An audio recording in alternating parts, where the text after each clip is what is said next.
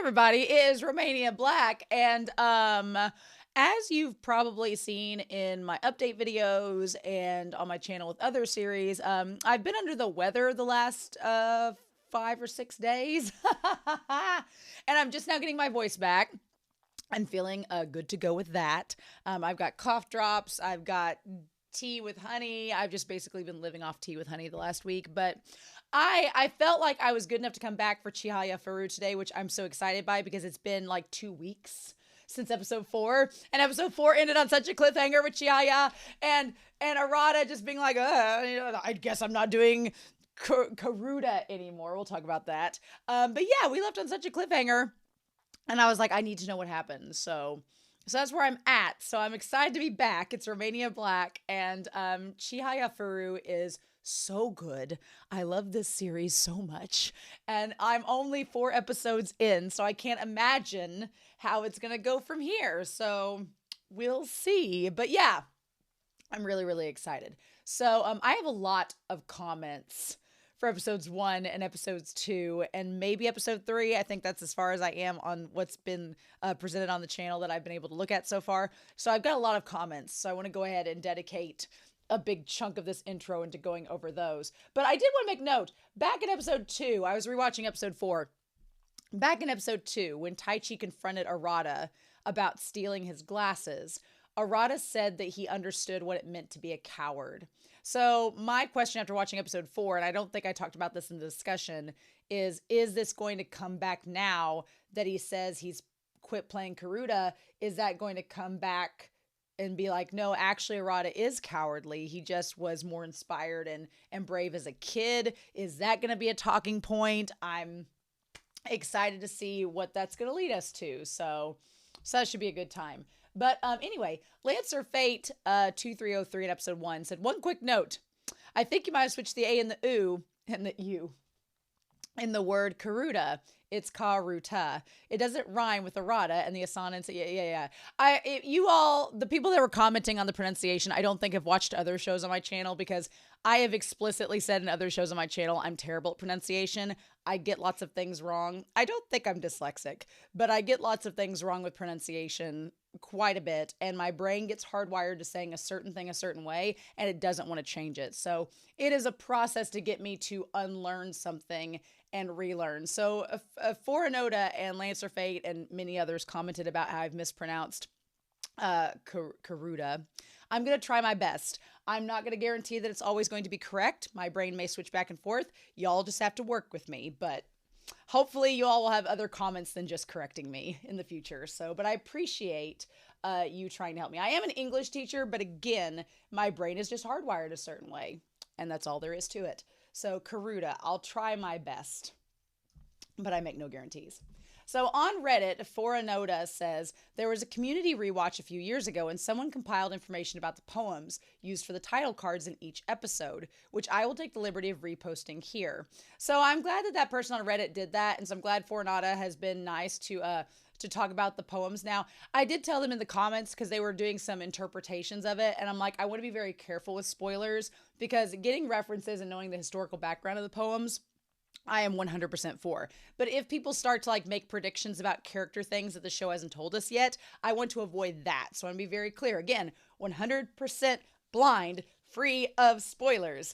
I always have to say it multiple times throughout the seasons because people just get excited and they want to share information the show hasn't given us yet. And I know it's a long series, so I may not find out some things about these characters until 3 seasons later, but just be patient with me. I'll get there.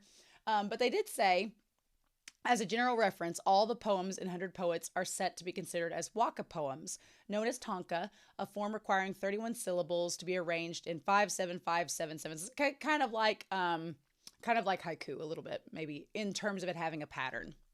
So for the first episode, we have the poem Naniwa Bay, which is Naniwa Bay, now the flower blooms, but for winter. Here comes spring, now the flower blooms. This poem is attributed to Wani, a Chinese scholar that arrived in Japan and introduced the Chinese writing system, as well as the 1,000-character classic to the country, which is cool. I like getting some historical background on this, so I'm glad that Foranoda has done this. Although not from the Hyakunin Isshu, or 100 poets, or literally 100 people, one poem each. Like the other poems used in the Karuta, the Naniwa Bay poem comes from the Koken Wakashu. Per the wiki, during the Heian period, it was considered the first poem that any poet should learn. Hence, it is now used as the opening poem or joka in competitive Karuta matches. Okay, good to know. Interpretations of the poem describe a period of interregnum because the princess Nintoku and Uji no Waki Iritsuku renounced their succession to the throne to each other. Finally, after 3 years, Nintoku finally assumed the imperial throne as Japan's 16th emperor. The poem refers to plum blossoms, which bloom prior to the advent of spring, while the coming spring implies the beginning of a new era. As such, the poem represents the ascension of Nintoku and a wish for the country to flourish after a period of time where there was no emperor. Within the context of Chihayafuru, and this is where this comes into play what I was talking about, it relates to Chihaya's discovery of passion through her encounter with Arata and the hope for someone to understand her, reconnecting with Taichi again, and after years of playing Karuta alone, which is things we've all talked about in the discussion. So that part was nothing new. I was like, oh yeah, we talked about that in the discussion. But I do think it adds to the fact of the poems, of kind of connecting to the episodes and what we talk about in the discussions as a whole. So thank you, Fornoda. They're going to come back and talk about the episode 2 poems, so we'll get to that in a hot second. Alexandra Q says for episode 2, look, I'm a Taichi girly here. Trust me, I believe that there is a camp of Arata girls and Taichi girls, and I'm kind of like floating in the middle on a little yacht. Which he reminds me so much of, this is what got me. When she said he reminds me of Jean from Attack on Titan, I was like, oh, I'm a Jean girl, so now I get it. I understand what y'all are talking about. Great. And of course, you know, Chihaya is a precious bean. I love that. Her energy is contagious, and I 100% agree with that. But I was like, ooh, okay. So then Fornoda says for episode 2, the poem of the day is 1,000 Swift Swords. As translated by the show, even in the age of swift gods and miracles, I have never seen such burning autumn red as drenches the Tatsuda River. The poem is written by one of the 6 immortals, Ariwara no Narihira, renowned for his work as a poet, as well as his unrestrained self-indulgence for his love affairs. The poem was not actually written at the river Tatsuda, but on a screen painting of that river, the Yamato-style screen painting being common custom from the end of the 9th century to the 10th century. This is described in Koken Wakashu, where a headnote says, composed on a topic of autumn leaves flowing down the Tatsuda River, as painted on a screen belonging to the Nijo Empress when she was still called the mother of the heir of the apparent. Okay, so this note explains the grand words used by Ariwara. In fact, the word Chihayafuru is a makura kotoba, or a pillow word, meaning it has no meaning but to embellish prose. The pillow words Chihayafuru, they put Chihayaburu in this, so I don't know if they misspelled it or what the case may be, means 100 swift swords or something, but really just dresses up the preceding words, kami or god. So in modern English, it's not just a god, but an awesome, awe-inspiring god. The word is subbed as impassionate, however. Moreover, other parts of the poem change depending on the reading of the last 2 lines, whether the verb is read as kukuru or kuguru. Kukuru is probably the original meaning or original reading, meaning to tie-dye, and the translation is used in most subs. However, in later centuries, in the time of Hyakunin Isshu compiler Fujiwara Taika, the verb was read kuguru or to pass under, which is how Mastau translates the poem, an interpretation of blue water flowing under the contrasting red fallen maple leaves, which I kind of like that better. I like that imagery a little bit more, perhaps. It says, unheard of even in the legendary age of the awesome gods, Tatsuda River in scarlet and the water flowing under it. So cool.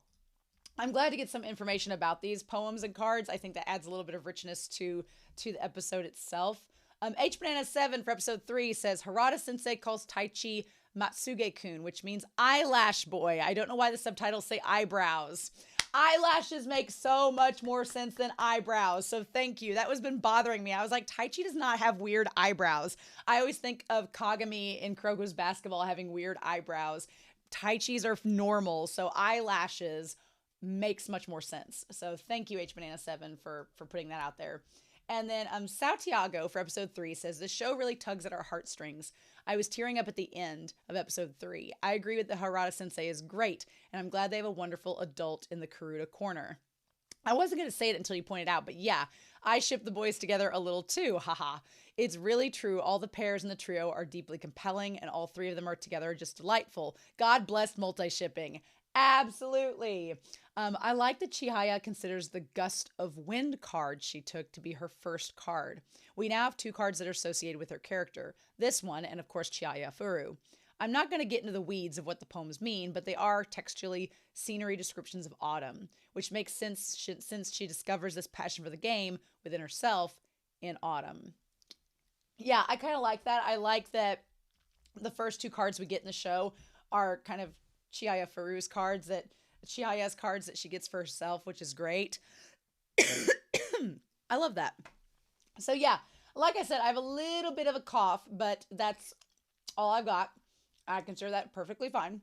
So I'm really excited to get down to brass tacks in this show, especially after that. You know that Chihaya is going to have some angst because her friend from her childhood is now not only not playing Karuta at all, but he is like cut off himself from Taichi and Chihaya. And of course, you know, Taichi in the past, childhood Taichi would be like, good, the guy is gone, I can swoop in. But Taichi now is showing a little bit of growth. So what is our boy Taichi going to do to try to cheer Chihaya up, or how are they going to move forward from this? So I have suspicions, but we're going to see how this show plays out, because so far it has subverted expectations just a wee bit. So thank you all so much for following me with this series. I'm super excited, but we're not going to waste any more time. We are going to dive into Chihayafuru episode 5, and we're going to do that here in 3, 2, 1, and let's go.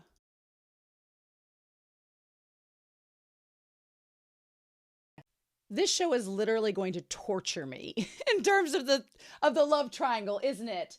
Isn't it? It's going to, right? Oh my God. Oh, I'm glad that we got answers about Arata in this episode, and we didn't have to wait an entire season or more to find out. We found out answers, which I'm glad about those answers. It's the classic, like, but Arata, but you know where he's coming from. So we'll talk about that. But I'm glad that we got those answers. I'm also glad that Arata showed up at the end of the episode, even if they couldn't talk to him. I'm glad that him just showing up proved to Chihaya that he is still in this. There's stuff going on that he's got to work through, but he wasn't mad that they came. He ended up being happy that they came. So there was so much to talk about in this episode. There's so much to go over in this episode. I'm like, oh my God, but we got to break it down. But I brought Whiteboard Coon out because we got to be real. This love triangle. There is so much that you can say about this love triangle.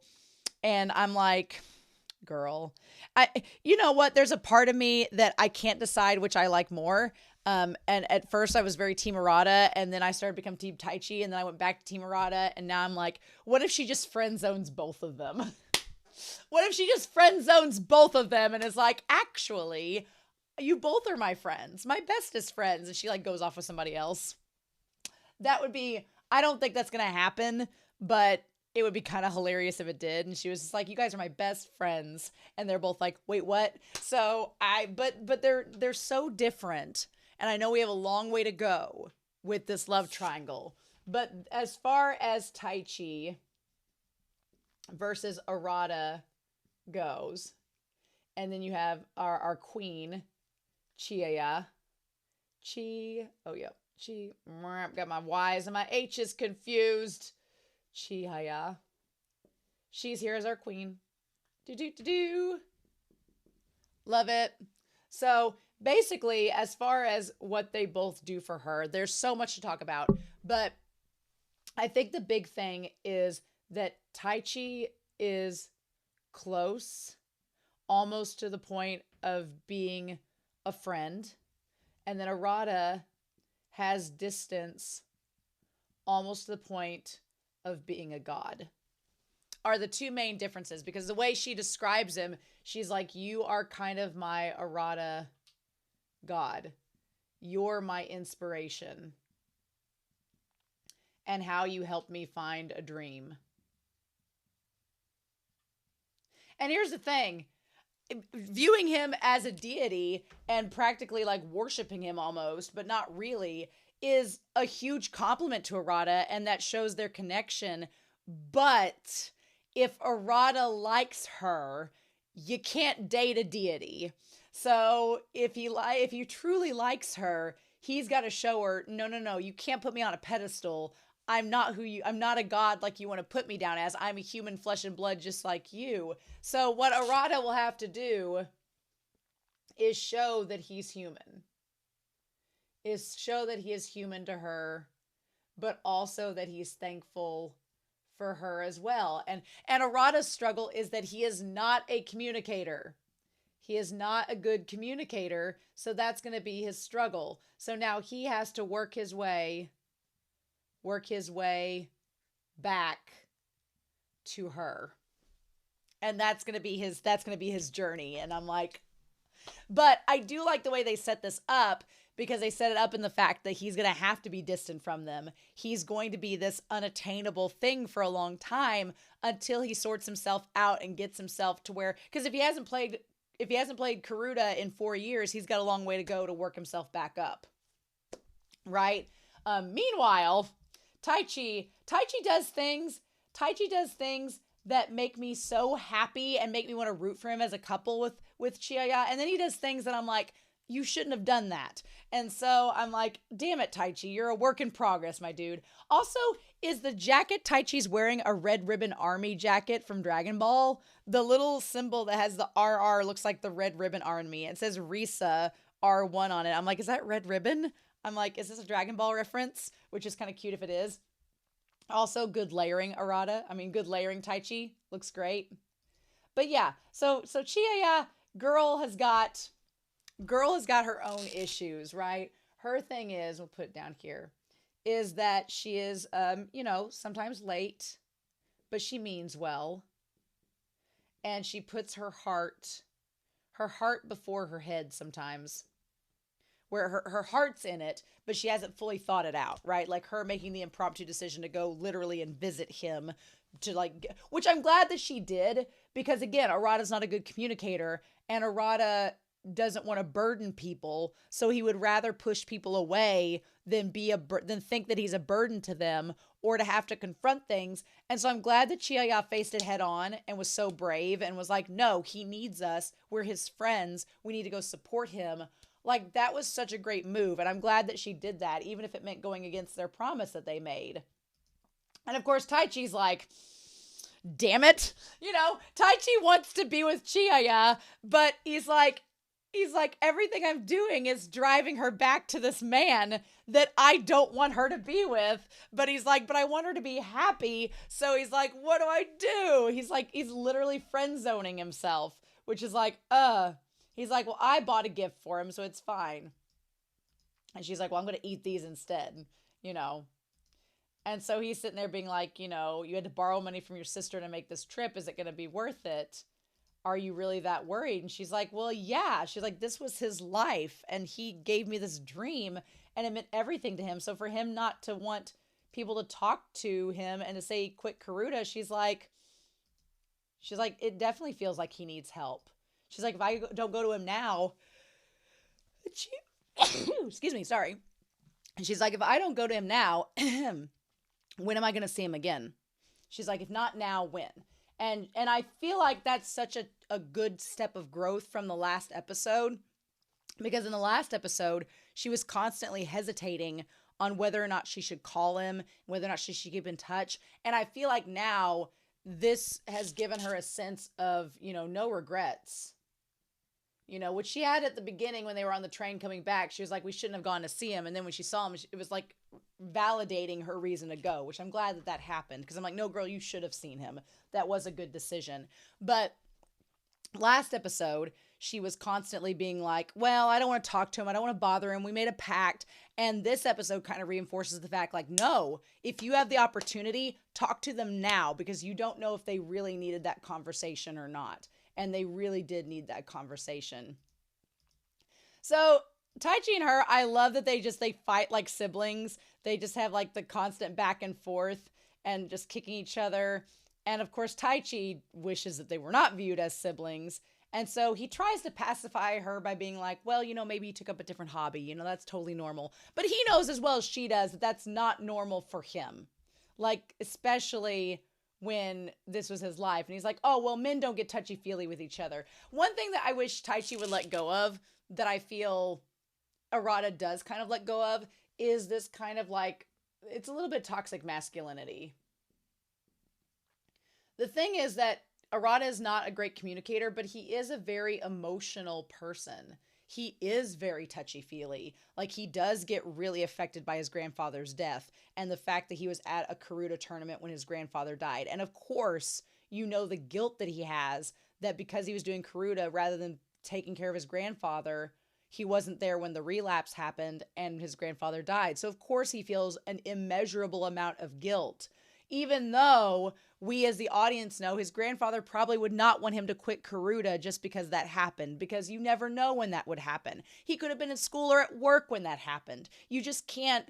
It's just the fact that he knows that he was at a Karuta match and that he won and was class A, and then suddenly I'm assuming that expired and he's gone down classes since he didn't keep it up, right? I'm assuming it's like shogi and that's the case, that he's gone back down. He's not class A anymore. But the hard part about all of that is that for Arata, it is horrible timing that his grandfather relapsed while he was at the Karuta match, and so he blames playing Karuta with his grandfather dying. But the fact of the matter is, that could have happened any time. It could have happened while he was asleep. It could have happened while he was at work. It could have happened while he was at school. And then what are you going to do? You're going to quit working? You're going to quit going to school because you believe that was the contributing factor? It just feels like Karuta was the easy way to place that blame on that certain thing and say, I'm not going to do that certain thing anymore to atone for my sins. It's like, you didn't sin. Your grandfather just relapsed. It just happened. And there was nothing you could do about it. And so it could have happened any other time and you wouldn't have been able to control it. When it's your time, it's your time. So it's one of those things where I hate that he blames Karuta for that. And I feel like them coming to talk to him kind of brought him out and was like, well, you all are the support I need in this moment, so thank you. I'm glad that his parents weren't the ones pushing him to not play Karuta. Now, granted, they weren't pushing him to go back to it, but then again, he probably was really emotional about it. But again, going back to Taichi, whereas Arata is very emotional and in tune with these emotions, even if they consume him, Taichi kind of ascribes to a little bit of toxic masculinity where he's like, men don't share emotions and get touchy-feely, and I'm like, dude, Chihaya is the last person you need to be telling that to, because she does not believe that bullshit at all. And you kind of just make it worse between the two of you when you go that route. And then, of course, Taichi's like, is there someone that you like? And she's like, oh, well, Dr. Harada. And he's like, what? And she's like, I try to give him chocolate on Valentine's Day, but he's like, I have a wife. Of course, Chihaya is a little bit dense. And she's like, I try to give him chocolates. He's just a nice man. I don't know. And Taichi's like, son of a bitch. He's like, that's not what I meant. Taichi was going to be like, do you like Arata? And of course, Taichi can't just come out and say it because he's afraid she's going to say yes. Because if Taichi hears her say that she loves Arata, then that's just going to break his heart. Mr.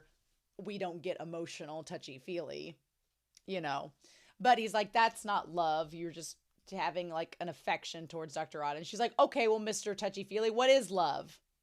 And he's like, well, love's when, and then he can't answer the question, right? But he knows what he thinks love is, right? He's like, it isn't fun to be with that person. Because, with him, the idea of love is, I feel like love is different for everyone because it depends on the type of relationship that you vibe with. Like, some people vibe with people that have the same likes and interests as them. Some people vibe with people that are totally opposite and they can kind of play off of that. So you can't really say, there's not a universal definition of love because love is a very individualized feeling. You just got to find somebody that shares that individualized feeling with you. You got to find somebody that matches your freak, basically, is what you got to do. And he's like, it's not fun to be with that person. And she's like, what are you talking about? She's like, don't you have fun when you're with your girlfriend? And that's kind of his point. He's like, no, I do. She listens to me and she's sweet. But to Taichi, that's not love. That's just being around somebody that, kind of shares that affection. She's like, I don't get it. She's like, are you just bragging that you have a girlfriend? You should have taken her on a date instead of wasting a day on a trip with me. And he's like, that's not what I mean. Taichi's like, son of a bitch. And then he's so frustrated because she's not getting it. And he can't come out and just say what he believes love is. He says, she ticks me off. He's like, you couldn't even buy a train ticket for yourself. And she's like, oh, yeah, about that. And I love him describing it as it's when nothing goes the way that you want. And they're just arguing back and forth. And then they get into the different train. He's like, you're not having fun. And they both argue about the window seat and everything. But despite all of that, and then he looks over at her. And he's like, and yet you still want to be with her. So he's like, love is when despite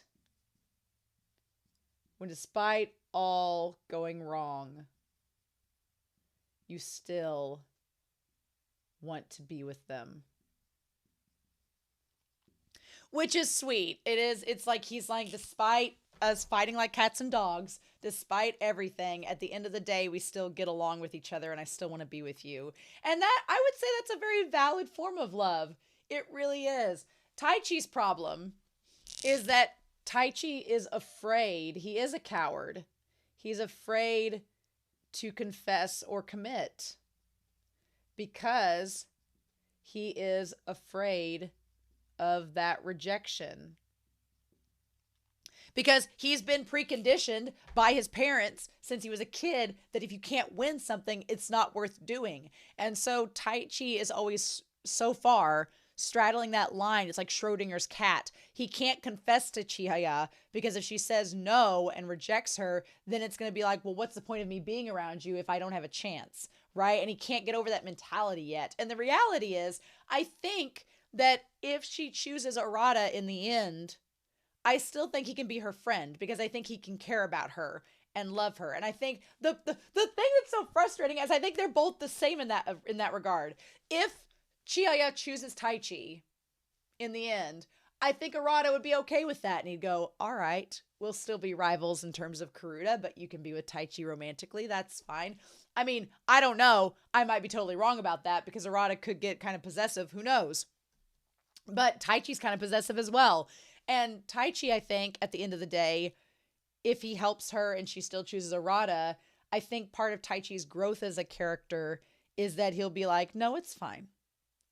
This was worth it. Even if I don't win, this was worth it. It was worth it to be her friend and to be there for her, even if we don't end up together. It's still going to suck for him because I feel bad because he loves her so much. But I'm like, and that's where it's kind of like, I don't know. And moments like this where he kind of talks about love makes me want to root for him, right? So Chihaya, meanwhile, everything that she does, it now makes more sense. She has such reverence.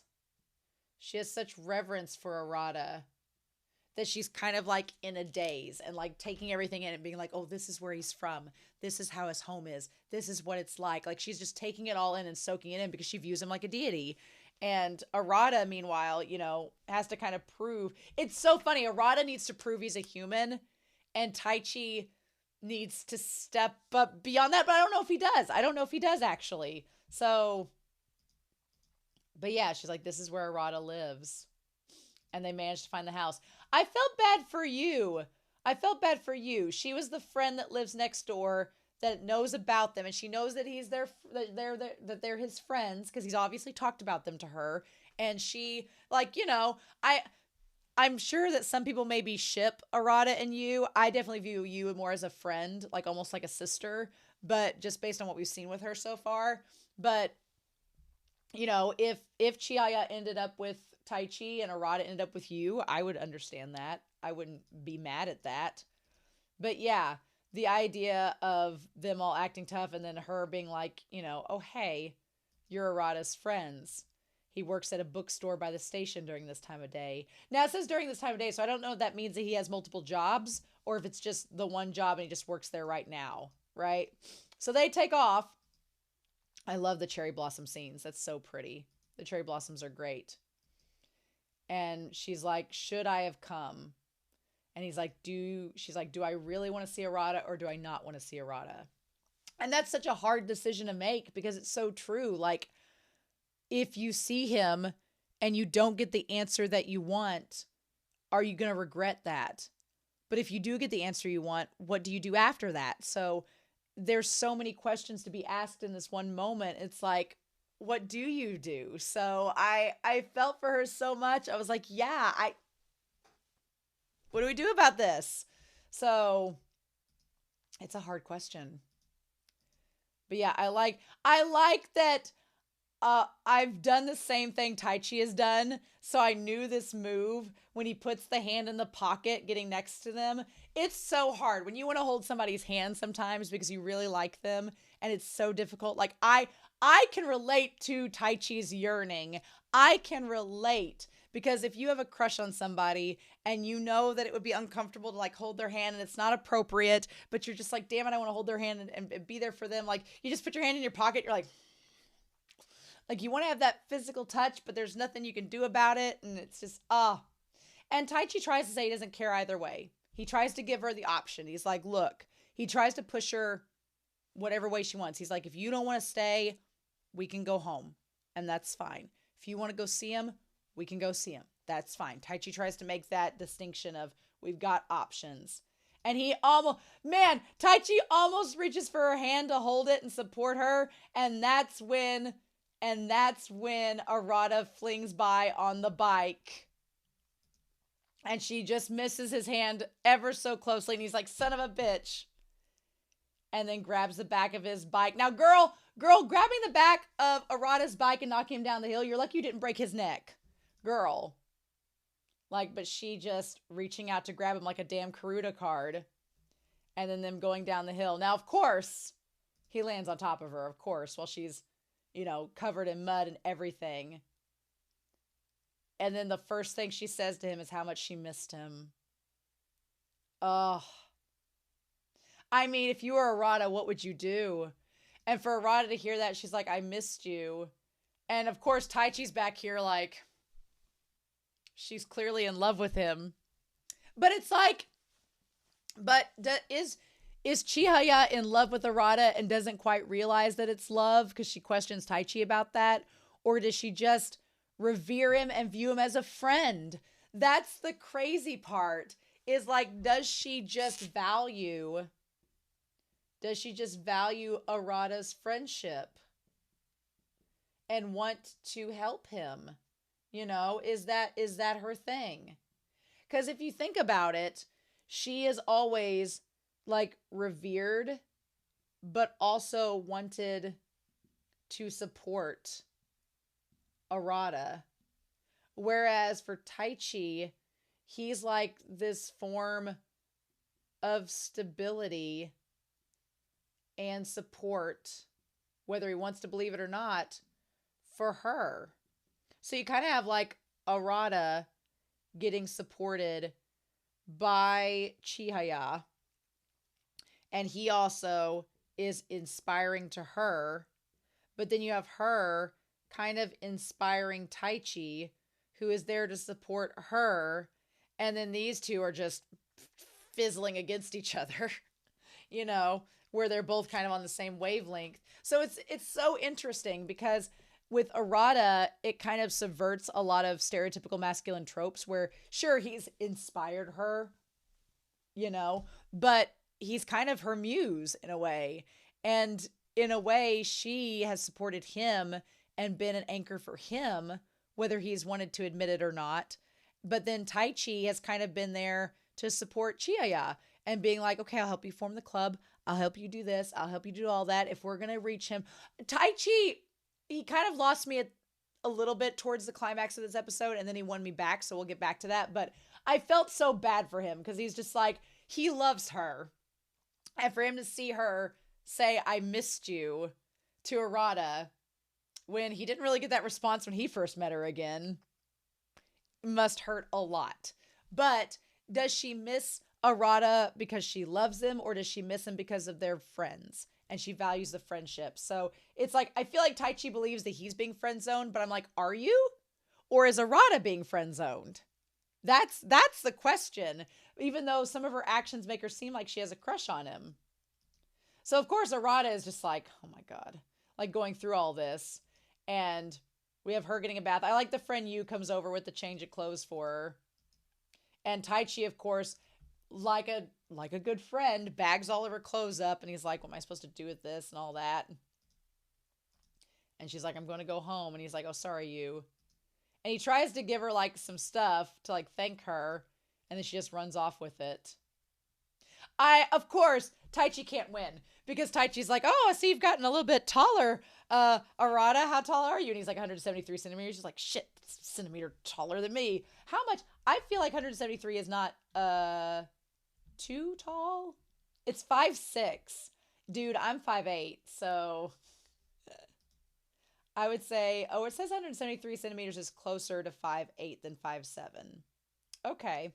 So we're about the same height. I'm about the same height as Taichi and Arata. Okay. But he's like, you've grown quite a bit. He's like, and of course he's like, I like that he rounds up and Arata's like, really? You always were a coward. And before Taichi can get mad, that's when Chihaya comes back. And of course, now here's the thing. Chihaya talking about her panties. I feel like her talking about that in front of the two of them is something that a girl might say in front of two of her friends that she doesn't necessarily have a crush on. So is she friend zoning both of them? Or is she so comfortable around them that she doesn't see a problem in it? Or is it over her head? I don't know. Are these two men both in love with a woman that just thinks that they're friends? No. I don't know. But Chihaya is so forward that it could be that she doesn't even think anything about it, right? And then Arata's like, you guys really need to leave. And I do hate that about Arata, that he tries to immediately dismiss them. Now, Taichi, of course, takes that immediately as like, okay, let's go. And to Taichi's credit, I think that he does it because he doesn't want her to get her feelings hurt. And he thinks that if they stay around and Arata tells them to leave, and if they stay around, Arata's going to say something that's going to hurt Chihaya's feelings. So I feel like I understand why Taichi's like, okay, let's go. Well, he doesn't want us around. Let's just leave. I get that. But then in the other sense, I'm like, Taichi, if Chihaya wants to stay, let her stay. Because she's the same age as you. And if she wants to make this choice, let her make this choice. Taichi does get a little bit pushy towards the middle of this episode where he makes her leave and she has to like get away from him to run back. That made me a little upset because I was like, don't be so possessive that you think you know what's best for her. She's the same age as you, dude. Let her work through it. And I know he's trying to protect her, but it's not fair for her when she made the decision and you came along, but suddenly you're dragging her away. Like, let her go back and talk to him. And you know that decision is motivated not only because he's trying to protect her, but because he doesn't want her to end up with him. So it's kind of like I got a little mad at Taichi in this episode because of that. But then when he offers to help her make the Karuta Club at the end, then it kind of made up for it. So I'm glad he also read the letter and all the notes that she wrote, because she's adorable. Because I was afraid in this episode that he was going to, one, put the letter in a drawer and not read it till like the end of the season, or he was going to burn the letter or do something with it. But no, that's not what happened. So she's like, I brought these. Now she decides that it'd be fun to play Karuta. And I was like, girl, read the room. He does not want to play Karuta. And then of course we find out why. And him kicking the cards. Now him kicking the cards was mean. That was cruel. And granted, she's wanting to play Karuta in the room where his grandfather's memorial is. So there's a lot going on in this scene emotionally that it would be easy to get mad at Arata for kicking the cards and saying, you don't get it, I don't want to play, when he could just explain it. And then there's part of Taichi dragging her away when it's like, just let her and him talk it through. So I was mad at both of these boys for different reasons. And I'm glad that the episode didn't just let me end off being mad and gave them both like a bit of redemption, right? So, yeah, whereas Chihaya wanted to stay and believe him and hear him out, Taichi was like, well, if you believe him, don't press the issue and let's go. And he drug her away. And I was like, so I was mad at both these boys for a hot second. And I get what Taichi was trying to do to protect her, but I'm like, girl, I'm like, Taichi, she don't need you as a white knight in shining armor. If you're a knight in shining armor, be there to support her, but don't force her to do something. And that's when Yu comes to give her the cards back. I'm glad that the cards were given back. Right? And that's when Chihaya says out loud, Arata told me I could become the best. And he inspired me. So he told me I could do something that no one else had believes in me. So that's why I want to, make sure he's okay too. Why did he stop playing Karuta?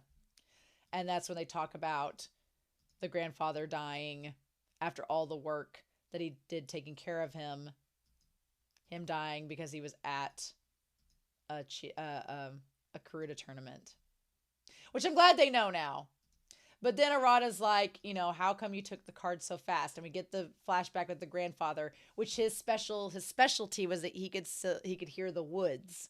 He could hear the syllable woods, which is so symbolic. He's talking about the wood, like WOULD, but they're in the woods, the forest, while they're talking about this. The symbolism. Yes. Like, it's so good. And then he's like, my love for Karuta, every day I'd start to hear the Karuta god in my ears. And it's my love just like it's your love. And to Arata, he believes that if there was a Karuta god, it would look like his grandfather. So he realizes that his love for his grandfather and his idolation of him is the same that Chihaya has for Arata. She believes the same way about Arata that Arata believed like for his grandfather. The only difference is while Arata cannot be with his grandfather anymore, and there is that literal distance that death has created, there isn't that difference and distance now with him and Chihaya. She's right there and he's right there. So he's like, I'm not a god. I'm flesh and bone. I'm right here. He's like, I don't want you to have this distance between us because you think that it's there. Also, her little notes were adorable, when she was like asking if he got the New Year's card and getting his phone number. And then she said, I believed Arata is like a Karuta god. The longer we're apart, the more you seem like a god. And he's like, I'm nothing special. And to him, he's like, I wouldn't have been able to do all I could without you two. He's like, I'm not a god, but I want to be your friend. And that's such a huge thing too, whereas Taichi is like, I want to be more than a friend. And he's like, I just want to be a friend. Now, there is the idea of, is Taichi going to push it too far?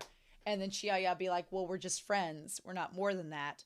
Or is that a sign that Arata and her are just going to be friends and get to that point of being rivals and playing Karuta, and Taichi and her can become more than that? Because,